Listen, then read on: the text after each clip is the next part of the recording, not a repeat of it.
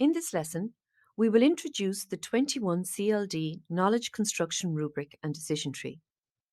These capture the big ideas of knowledge construction, and they're a useful framework when designing learning activities so that students can construct and apply knowledge. Are we providing learning opportunities for students to go beyond reproducing what they have learned, to generate ideas and understandings that are new to them, and where appropriate, is this across more than one subject area? The 21 CLD Knowledge Construction Rubric examines whether students are constructing knowledge by generating ideas and understandings that are new to them. In stronger activities, knowledge construction is the main requirement of the learning activity.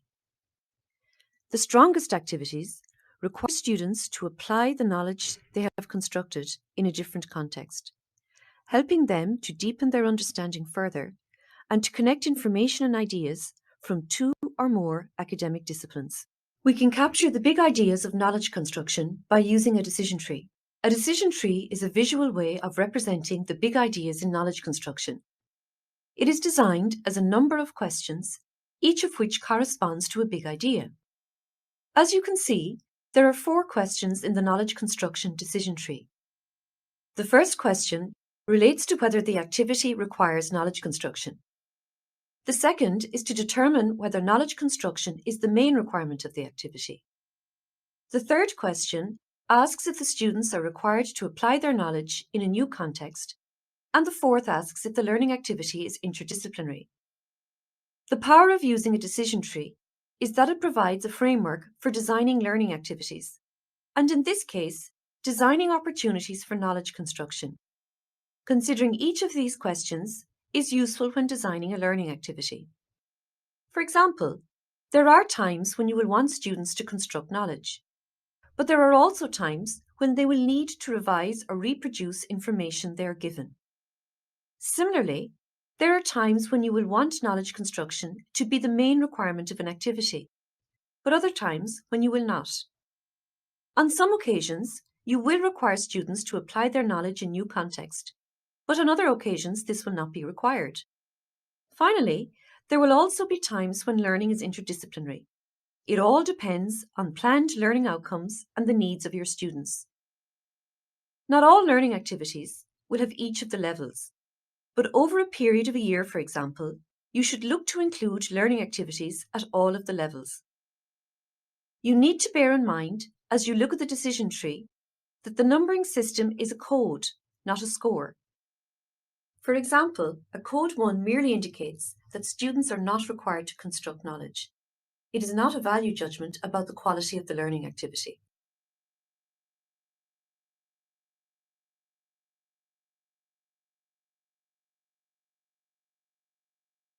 We can capture all of these ideas by using the knowledge construction decision tree. For knowledge construction, there are 4 questions in the decision tree. The first relates to whether the activity requires knowledge construction. The second is to determine if knowledge construction is the main requirement of the activity.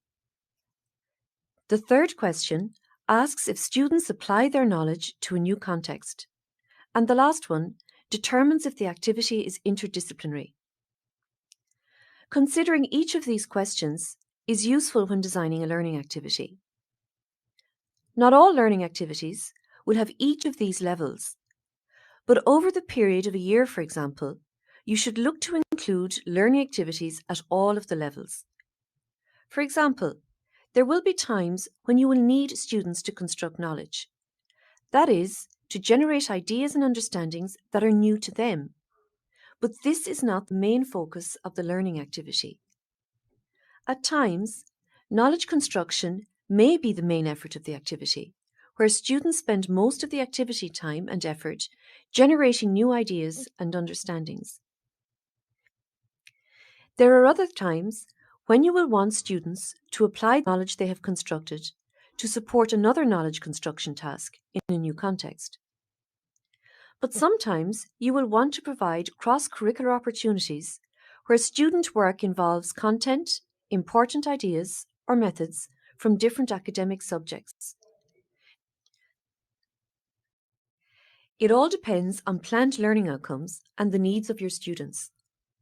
As with the other 21 CLD dimensions, you need to bear in mind as you look at the decision tree that the numbering system is a code, not a score.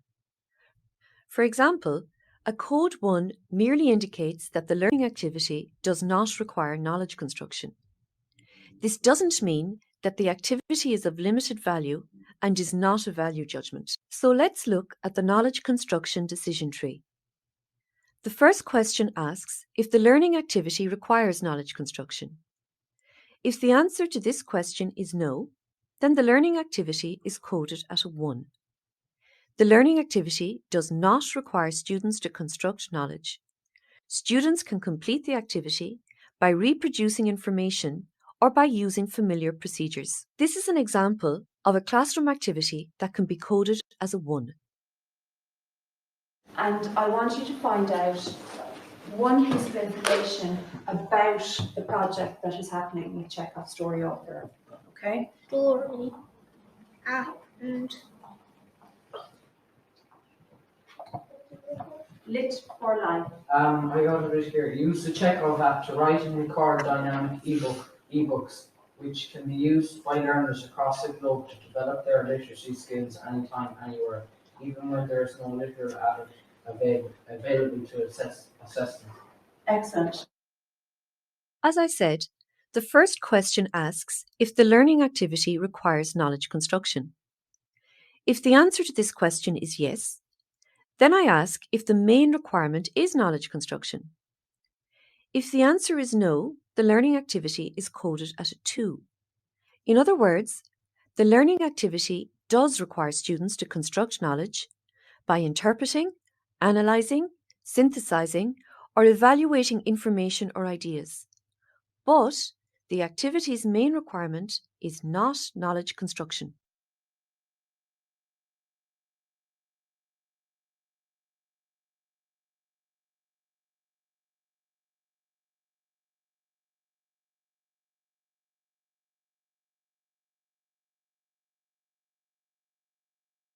This is an example of a classroom activity that can be coded as a 2. So boys, what I want to do is give me an idea of the inspiration behind your rapid racing game. Well, we looked at quite a lot of classic racing games like Need for Speed and Asphalt because we both play those sort of games, which helps quite a bit because that influenced us to put obstacles and ramps in the game. Also, everyone really knows Mario Kart and that there's quite a bit of obstacles in Mario Kart, so that's what's influenced us to put in the cannons and the ramps and everything like that. Okay, and when you went and researched those games, did you talk about a bit being unique? What did you mean about being unique? We wanted to be unique because people don't want just a copy of another game because they might already have that game and they just think, well, this is pretty much the same, I'm not going to bother wasting my money. So if you create a unique game, it's going to sell and people will be interested in it rather than just, oh, it's just another racing game, I don't really want it. Okay. So if the learning activity's main requirement is knowledge construction, I must move to the next question. Are students required to apply their knowledge in a new context? If the answer is no, the learning activity is coded at a 3. This means that the learning activity's main requirement is knowledge construction, but the learning activity does not require students to apply their knowledge in a new context.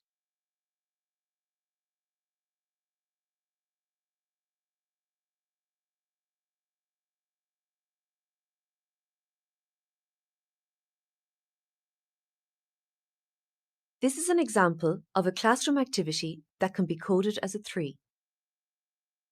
And today is going to be about those really important decisions we make as a team from those photographs. So that first bit, choosing our 6 photographs. And I put together a question rubric that we're going to have a look at from what you told me last week so that we know which ones we're going to choose. Last time we looked at Kodak's 10 tips for taking photographs, didn't we? As a way to help us know whether photographs were good photographs or not. And let's move this up a little bit. And I put together, from what you told me, this rubric. Does anybody already know what a rubric is? So we're going to get our pictures on the media drive and have a look at them one at a time as a team. And the first question we're going to say is the subject in focus? Now, if it's not, we haven't taken a very good photo, have we? If it's not, we stop there because it's only worth 1 point. We give it 1 point. If it is in focus, we're going to keep going. Is the lighting appropriate? No. So it's in focus, but it's not really lit in a way that means we can see it. We haven't either turned away from the sun or made sure it's out in the daylight or used the flash correctly.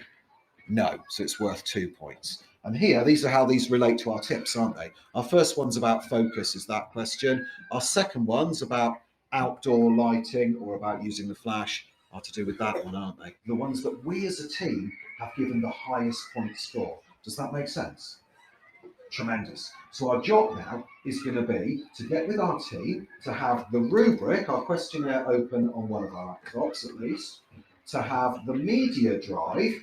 Inside the pictures folder is the Year 4 GCP folder. That folder open, and then to go to your team's camera folder. So if you can't remember what number your team folder was, you're going to need to ask one of us in a minute to look at that list. All right? But it may not be that you need your laptop. It might just be that of your team, you only need 2 of them to start with. Okay? The first job, look at that rubric, have your pictures ready, and we're going to go through the pictures one at a time as a team and answer these questions to give them a score. So at the end, we can say these are our highest scoring photographs. They're the ones that we believe we should use. And I'm going to give you about 15 minutes for that talking, that sharing, and that decision-making process, because it's the most important part of what we do today. Does that make sense, team? Right. Okay. If the learning activity does require students to apply their knowledge in a new context, I move to the next question and ask if the learning activity is interdisciplinary. That is, does it have learning goals in more than one subject?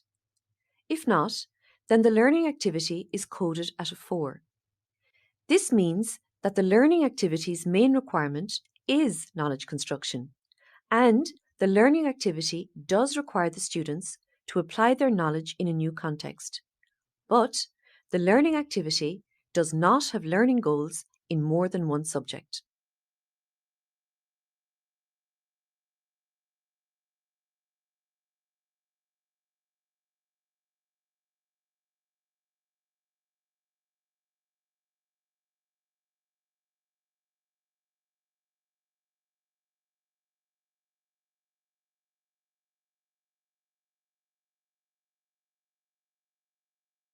This is an example of a classroom activity that can be coded as a 4. We did research for other games there, such as My Sims Racing or And what decisions did you make about those games? I see you have some level of writing beside them. For My Sims Racing, we like the way that the font relates to the game, and it gave us the idea that the cars are not all the same, so it would be better if they were all different instead of the same. Okay. And what about the other racing games? Why did you look at those? Well, for Ford Racing, we liked the way that the logo was clearly written at the top, so you could see it. And did you do that on your own cover? Yeah, we read it at the top. We read it at the top so everybody could see it. Finally, if the learning activity is interdisciplinary and it does have learning goals in more than one subject, then the learning activity is coded at a 5. This means that the learning activity's main requirement is knowledge building, and the learning activity does require students to apply their knowledge in a new context, and the knowledge building is interdisciplinary. The activity does have learning goals in more than one subject.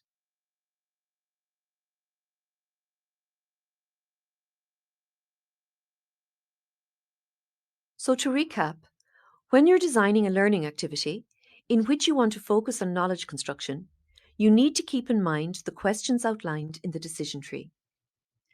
Does the learning activity require knowledge construction? Is the main requirement knowledge construction? Are the students required to apply their knowledge in a new context? And is the learning activity interdisciplinary? In this way, the decision tree helps you to be more aware of the type and quality of knowledge construction you need to plan for. This decision tree can also be represented as a rubric. As you can see, each of the numbers 1 to 5 outline the criteria for the condition of the code. For example, Code 2 reads, "The learning activity does require students to construct knowledge, but this is not the activity's main requirement." You can decide which you find easier to use, the decision tree or the rubric, when coding learning activities. In this lesson, we have discussed the knowledge construction rubric. In the next lesson, we will look at and examine some 21 CLD anchor lessons. In this unit, we are going to be examining some classroom examples to decide the type and quality of knowledge construction that is evident in the learning activity. Before we begin,